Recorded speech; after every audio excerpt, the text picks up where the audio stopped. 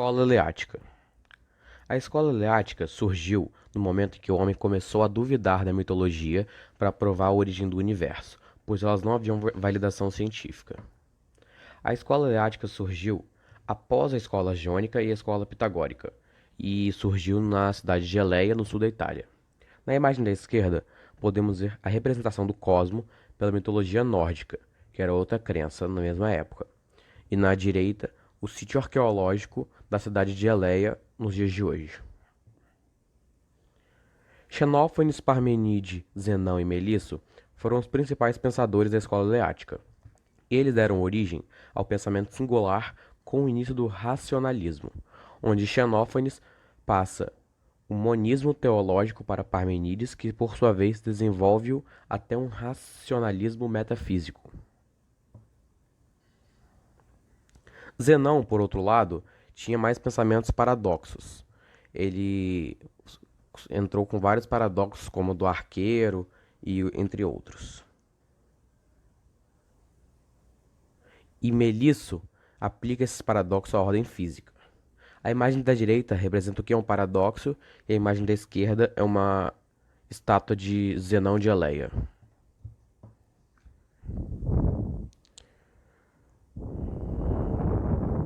Em Eleia, além do conhecimento racional, há o questionamento dos sentidos da verdade. E na imagem podemos ver os filósofos que foram os principais pensadores da escola eleática. Xenófanes foi um poeta, filósofo, sábio e pensador religioso grego que viveu entre 570 a.C. e 475 a.C. Nascido em Colofon, na Jônia, Xenófanes deixou cedo sua cidade para levar uma vida errante como Rapsodo, que era um poeta que ia de cidade em cidade, citando seus versos sem acompanhamento musical. O pensador foi mestre de Parmenides e escreveu unicamente em versos em oposição aos filósofos jônios, como Tales de Mileto, Anaximandro, Anaximenes de Mileto. Xenófanes estabeleceu-se na cidade de Eleia, durante certo tempo, onde formou junto a Parmenides e Zenão, e o que os historiadores da filosofia hoje chamam de escola eleática.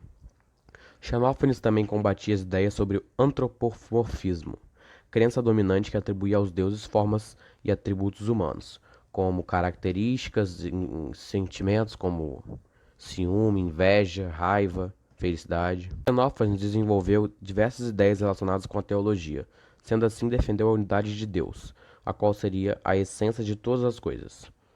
Ele pregava a ideia de um Deus único, o que depois veio a se popularizar com o cristianismo e um Deus único. Valorização da sabedoria. Xenófanes destacou os valores intelectuais do homem quando afirmou que a superioridade dos humanos se encontra na inteligência, e não na sabedoria, e não nos dotes físicos, que na época eram bastante valorizados pelos gregos. Ou seja, Xenófanes valorizava muito a inteligência e não os dotes físicos, como outras culturas faziam. Parmenides de Eleia, o fundador. Parmenides, como imobilista, pensava o ser uno, imóvel e eterno, contrapondo o pensamento mobilista e as noções de natureza formada por elementos naturais. Segundo Parmenides, tudo sempre existiu e são nossos sentidos que nos fazem acreditar que as coisas mudam. Atleia versus Doxa. Aletheia versus Doxa. O filósofo transmitia suas teses por poemas. Um dos maiores registros pré-socráticos justamente era um poema de Parmenides que tratava da concepção da natureza e da constituição do universo pelo imobilismo, dividindo-se em três partes: proêmio, primeira parte e segunda parte. O poema, a verdade aletheia, centrada no monismo, embasada na razão, e o da opinião, doxa. Se a pessoa segue por esse caminho, acreditará que o mundo é baseado em movimento e pluralidade, ou seja, acreditará que o ser e o não ser são e não são a mesma coisa. Contribuições. O desenvolvimento do pensamento lógico atual teve influência nas teses de Parmenides, pois houve uma iniciação da sistematização da lógica nas argumentações parmenídicas. Platão teve como inspiração filosófica o raciocínio de que, em sua essência, o ser e as coisas eram para Parmenides. O pensador ofereceu a Platão ferramentas para a construção do idealismo. Zenão. Zenão nasceu em 488 a.C. em Eleia. Também pertenceu à escola eleática, local onde desenvolveu seu pensamento. Foi discípulo de Parmenides, defendendo a filosofia de seu mestre sobre estudos do ser, razão e lógica. E para o filósofo grego Aristóteles, ele foi o criador do método dialético.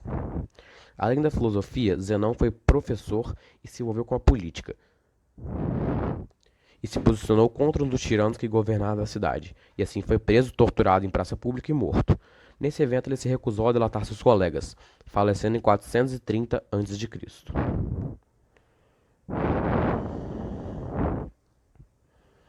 Assim como seu mestre, Zenão,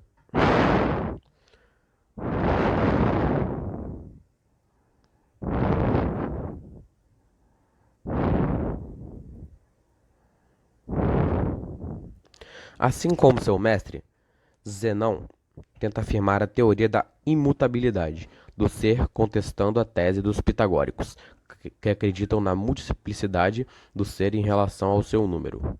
E à direita temos a foto de Zenão, uma escultura de Zenão, desculpe.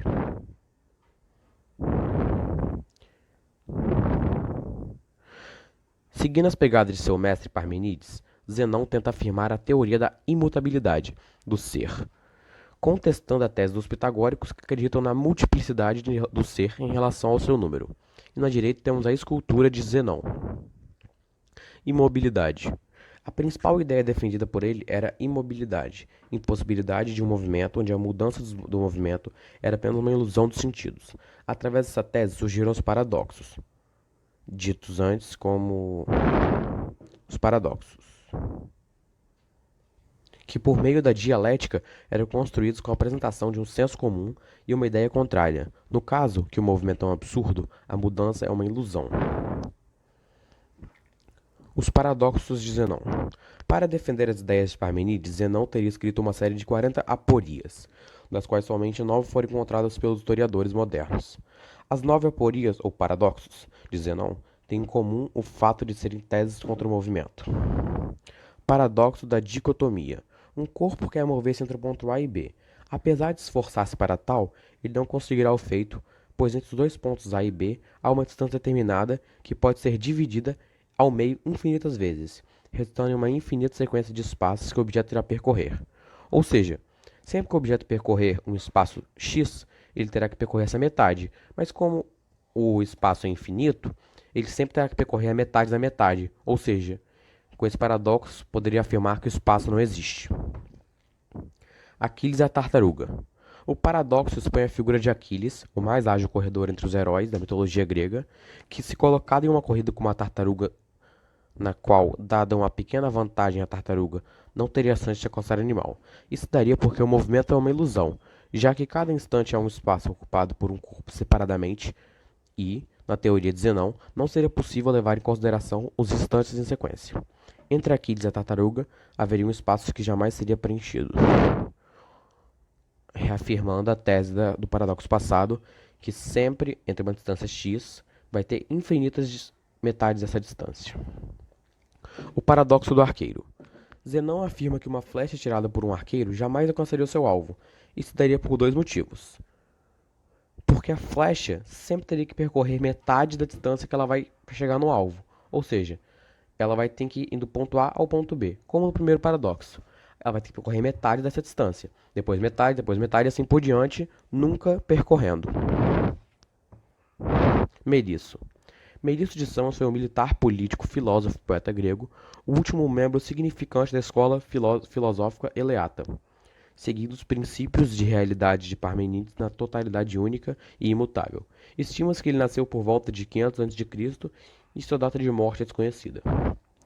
Também apresentou alguns argumentos poderosos em defesa da filosofia parmenídica e serviu como comandante militar, ficando bastante conhecido por derrotar o grande líder ateniense Péricles em uma batalha em 441 a.C.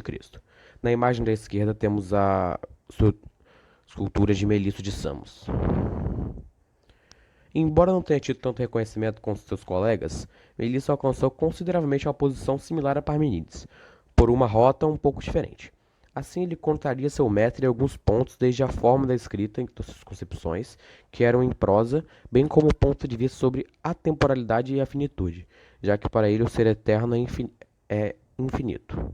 Infinito. Até o pensamento de que o espaço é homogêneo e sem partes é assim. O corpo não poderia se distinguir dentro de uma extensão ilimitada.